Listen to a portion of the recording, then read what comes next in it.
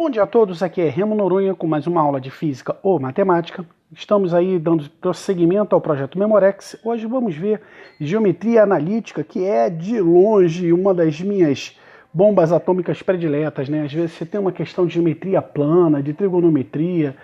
Quando dá para jogar em geometria analítica, o problema acaba, né? Bem, e como é que a gente faz para achar esse Memorex? Quando eu me despeço, falo que tem aula todo santo dia, peço like, como eu estou pedindo agora para vocês, e digo que tem esse drive aí, né? E onde é que você acha o drive? Vamos lá, você já está aí no canal Remo Noronha, tem ali o sobre, no canto superior direito, que eu conto o que é o tal do canal. E na linha azul, drives com PDFs, você pode encontrar provas anteriores dos vestibulares que a gente usa aqui.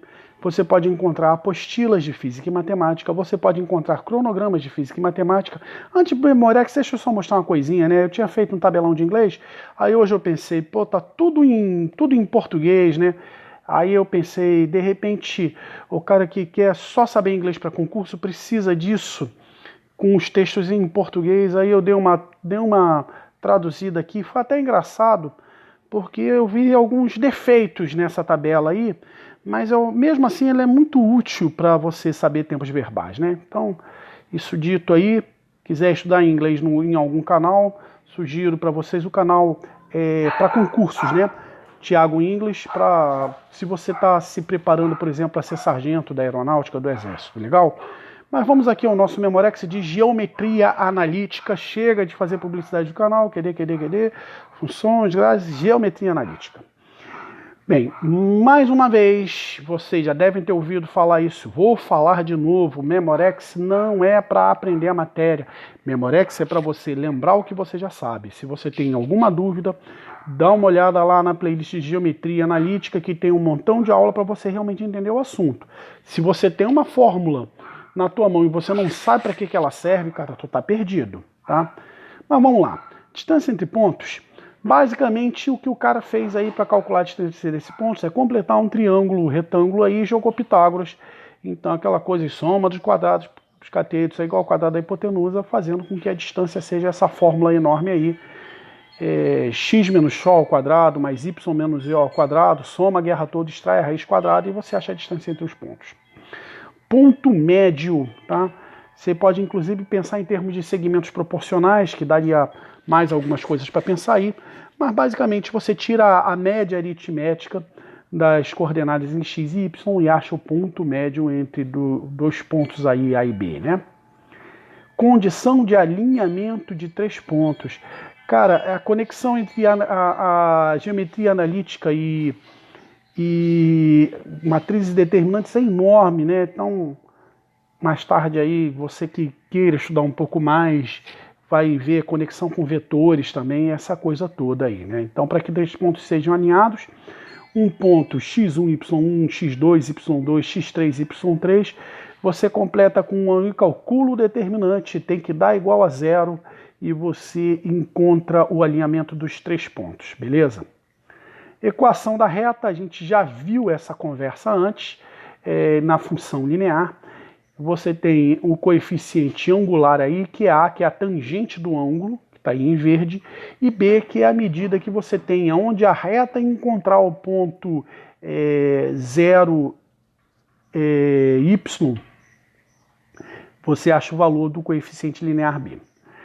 Para que duas retas sejam ortogonais, passa pelo conceito de trigonometria, né, cara? Você tem que, para que você tenha a tangente de um ângulo, você jogar para o quadrante seguinte com 90 graus, você dá uma olhada lá na playlist de trigonometria para entender isso direitinho. Mas, na prática, os coeficientes angulares eles têm que funcionar da seguinte forma. Você inverte, onde você tem um coeficiente angular, você joga ele para baixo e multiplica por menos 1, que você acha o coeficiente angular de duas retas ortogonais. Distância ponto reta é essa fórmula horrorosa aí. Eu não uso essa fórmula na prática. Se você quiser decorar ela, sinta-se à vontade. Eu prefiro meter o braço e fazer as contas, porque é uma fórmula chatinha realmente de lembrar, mas está aí caso você queira ela. Área de um triângulo. Lembra daquela coisa do determinante que a gente conversou? Para a área ser zero, os pontos têm que ser alinhados, né? Então, volta àquela conversa que a gente teve. Mas você calcula esse determinante aí do ponto x, y, x1, y1, x2, y2, x3, y3, joga no determinante completando na terceira coluna aí com 1, calcula o determinante, divide por 2, como é área, pensa em termos de módulo e você acha a área do triângulo. É uma demonstração quente, tem ela aqui no canal também.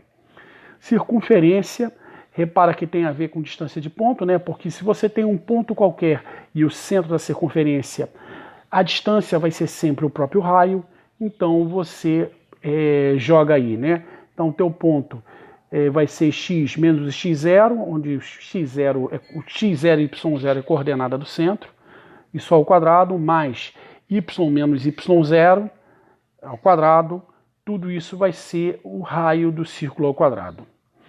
A elipse tem essa coisa lindinha aí, você tem x ao quadrado dividido por a ao quadrado, é o semi-eixo maior, né?